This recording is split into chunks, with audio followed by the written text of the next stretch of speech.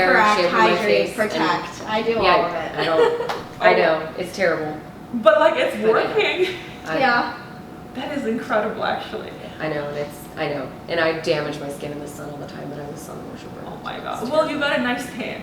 Yeah. But I see where the struggle is. Yeah. So, alrighty, let me ask you guys this. Imagine that you are using all this beautiful skincare, right? They're expensive, they're medical graded, you have your vitamin C, hyaluronic acid, all that. And then if your patient comes to you and tell you, yeah, I had my last facial like 3 years ago. Okay. And then you're telling them like, hey, I think you should use hyaluronic acid. I think you should use vitamin C. And then your patients will be like, well, I use all the skincare, but I don't think it works. But then again, back to the question like, hey, so tell me, when was the last time you had facial? A couple years ago. Right there, they're telling you why the skincare is not working. In my opinion, as we get older, our skin cell turnover slows down. If you look at babies, what does their skin look like? Perfect. Beautiful, fresh. Just Yeah. everything, right? Glowing, yeah. And then if you look at a 95-year-old male patient, what does their skin looks like? Terrible. Terrible. Saggy, Like- wrinkly. Spotty wrinkles. Do they have glow? No. No. It's like yellow, dull. Yes. What about the pores? What does the pores look like? Big. It's like so depressing. Yeah. Yeah. I'm like, this is so concerning. Okay. It's like, I don't ever want to be 95. Like exactly. So my question to my patients, I'm like, okay, you're telling me you had your facial done 2 years ago, and you're telling me your skincare doesn't work. Well, you just answer your own question. So when you're exercising, you're sweating. When you're sweating, it's clogging your pores. When you're putting all that layer of makeup and foundation and pores minimizers and pores reduction, and then you're out in the sun and there's a pollution, like what percentage of our skin is going to be clogged with blackheads, whiteheads, and all the dead skin? A lot, right? And as we know, as we get older, our skin cell turnover slows down, right? So why is it that it's important that a patient who comes to see you for Botox and filler, you have to refer them to your esthetician? Because of their skin. Because your skin is your #1 organ, is your biggest organ. When your skin looks good, your makeup is gonna look good, your Botox, your filler, your neck lift, your plastic surgery, your I mean everything. Maybe this is why Jennifer Lopez is so successful. Right? Because of her skin, yeah. Yeah. And I mean, you know, Madonna is a perfect example that you can be rich and look crazy. Because Yeah. if you look, she was shoved with filler and she was stretched back crazy. And the reason she looks the way she does because she didn't have a good skin quality. Because plastic surgeon, Julie, would you bring me a couple gloves too? Sorry. No, it's okay. Plastic surgeon, are they going to give you collagen? No, they're just stretching you backward. They just pull you and they pull you backward. So if you don't have a good skin quality, if you don't have collagen, do you think your facelift is gonna look good? So why do you think now you have to always remember that when you're seeing patients, why is it important to make sure they see the esthetician? Because in all seriousness, if they don't use medical graded, except your mom, exception shampoo, if they don't use medical graded products, if they don't get that nice exfoliation, if they don't get that radio frequency or skin tightening, their skin is going to become thin and thin and thin and thinner. So if you had to guess, like, okay, we're like a newborn baby, goes all the way, the growth is all to like what, 17, 18, let's say 19, and then 20s, right? 20s is like when life is good, we're partying, like, you know, we're looking good.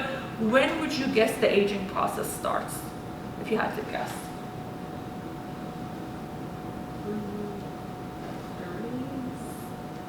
Again, exception for your mom, but yeah, 30. So imagine, like, if the aging process starting at 30, why do you think patients start coming to you when they're 38, 39 and they're kind of freaking out?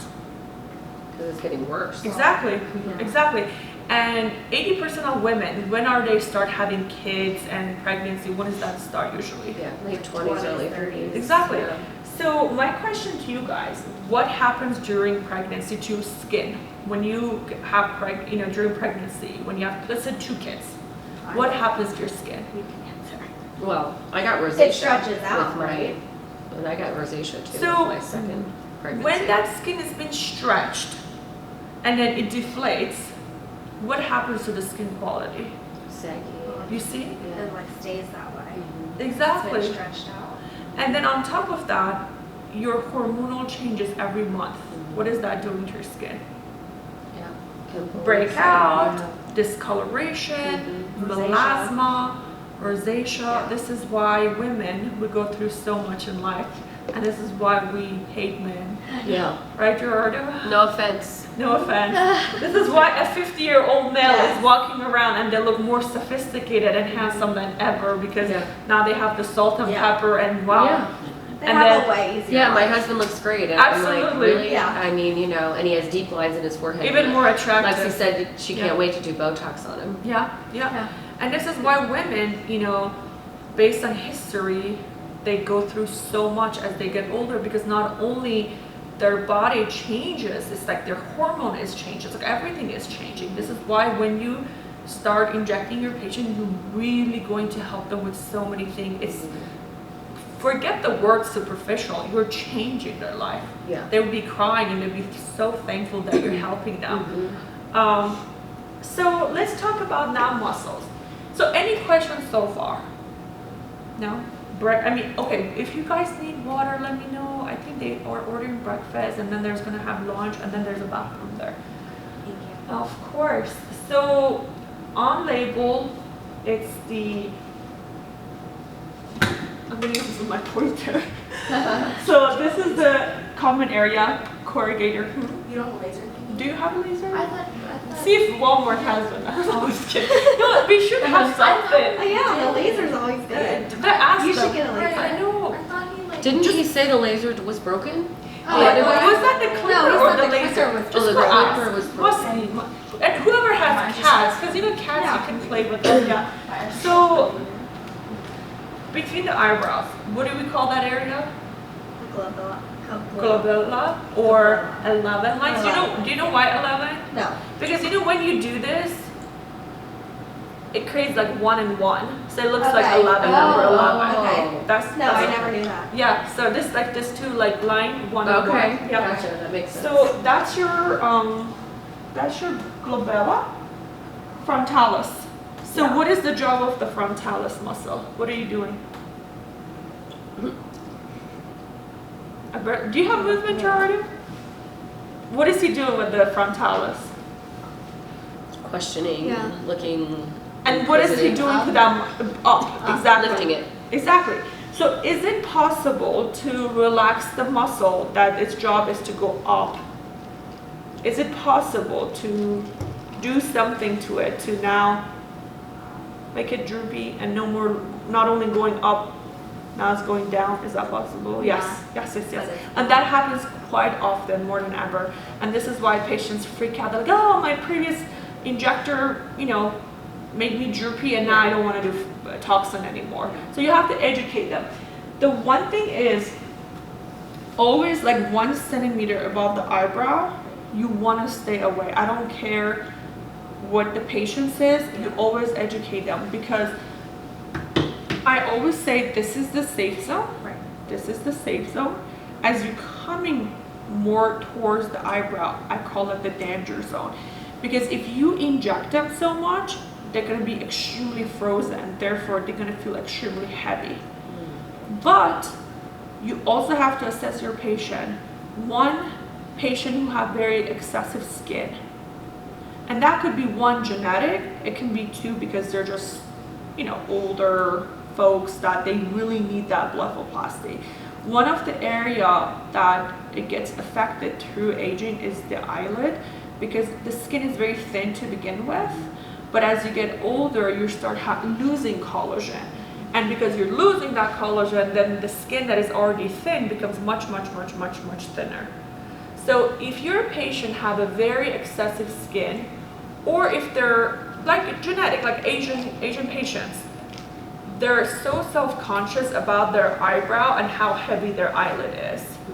So if those are your patients, you have to be super careful of how you will be injecting their forehead muscle.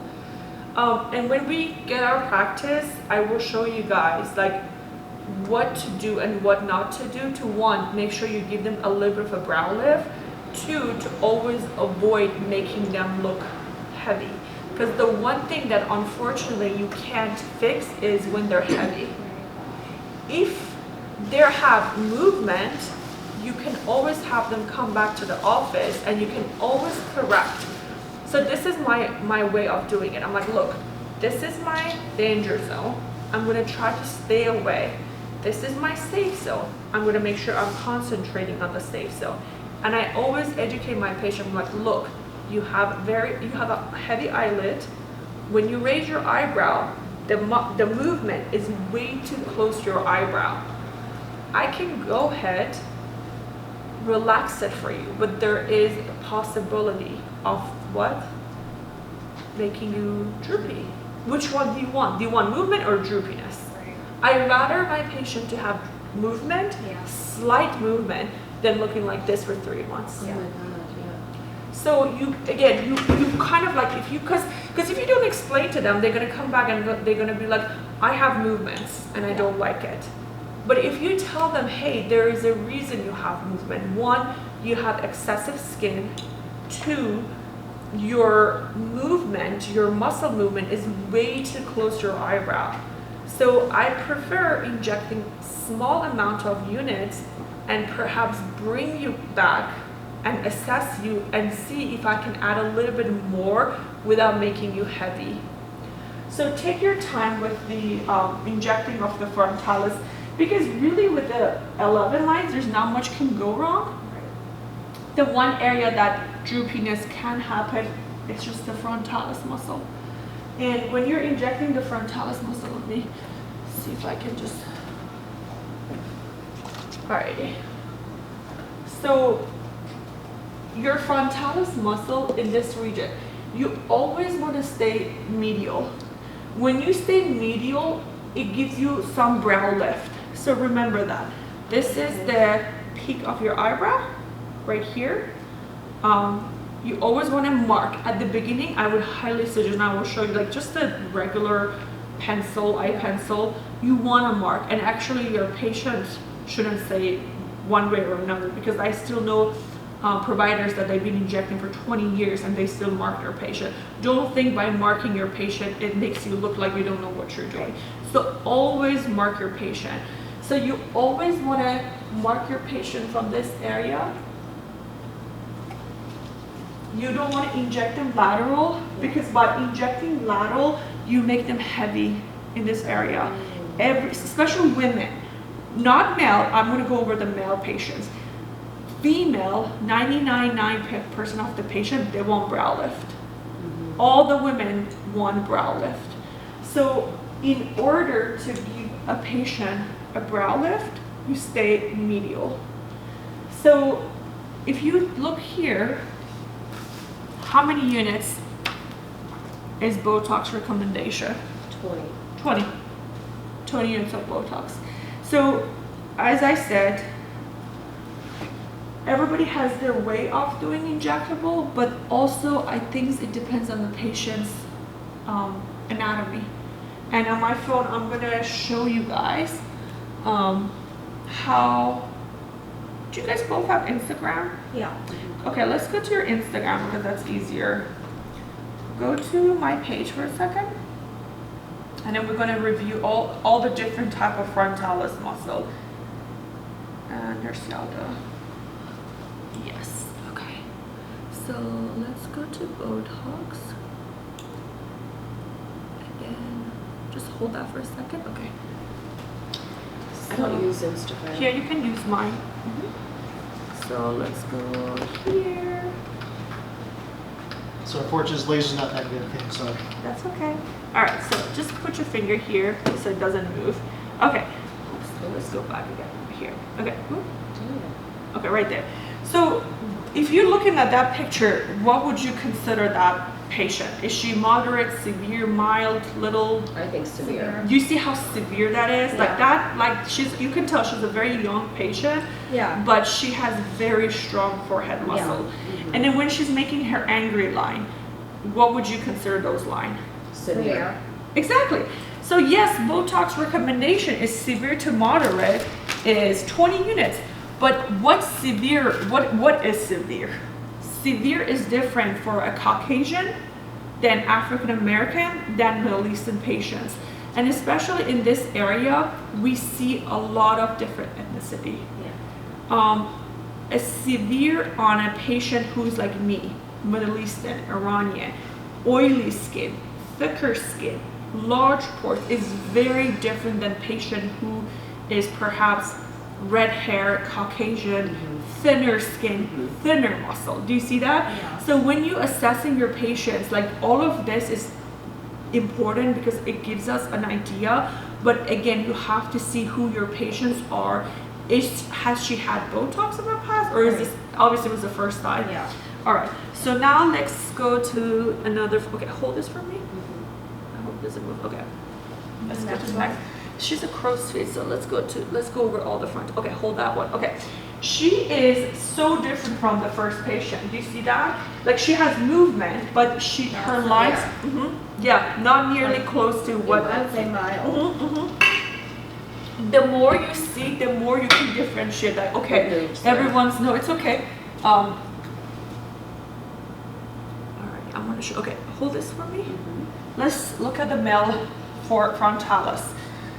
A male frontalis is a little bit different. Right there, hold on that. Okay. Usually, oh, it's okay, I got you. Right there.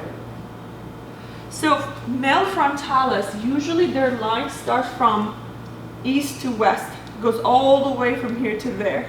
And you can never give a male patient, you cannot give them a brow lift. If you give a male patient a brow lift, they're gonna look like a girl, and they don't want that. So just as I said, when you're injecting your female patient, you want to stay medial. But when you're injecting your male patient, you do want to make sure you inject from from east to west. Because if you not inject the lateral portion of the frontalis, they get a brow lift. Male shouldn't look like this. And if we look at the angle of the male eyebrow, there is... It's more straight. Exactly. I mean, that's why a lot of female patients, if they come to you and they're like, hey, I want a brow lift, if you assess their eyebrow, you can see that it's because their eyebrow is very straight. And let's see if I have it here. Okay, right there. Do you see that? Yeah. Male patients are more attractive because it gives them more like a serious look. Yeah. When giving a male a brow lift, you make them look like girly, and it's not attractive. Vice versa, if the female patient has a very heavy eyelid and their eyebrow is very flat, it makes them more like male. Exactly. So, so how do I go back? With the left, I go back. With the right, I go. Yep.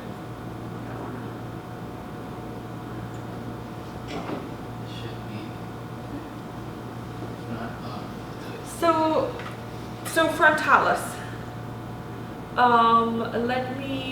Okay, so ask me some question about if you are going to inject your patients and you want to inject their frontalis, what are the things you're going to be now thinking now that we talk about it for like almost 20 minutes? Ethnicity, obviously the gender. If they're like mild, moderate, Or severe. Exactly. I mean, in all seriousness, if they don't have movement and they have a tiny bit of movement, I mean, of course they're not going to need 20 units. Right. So don't let your patient tell you what you need. Educate them that why somebody needs that much amount of toxin. So we talk about the frontalis, we talk about the glabella. Your glabella is a combination of your procerus and your corrugator. Same thing, there's severe and moderate. And when we're injecting, you're gonna get some practice. It's always, you kind of like, do you have a toxin? Have you had it? Make your angry face. Make your angry face. Let me go get a mirror because I want you guys to look at the mirror and start like marking yourself. And then when we go to do our models, then you have had a practice, okay? Do you need to, Sure, I'll go bathroom after, break? yeah. Yeah, keep like I'll this. go after. Okay.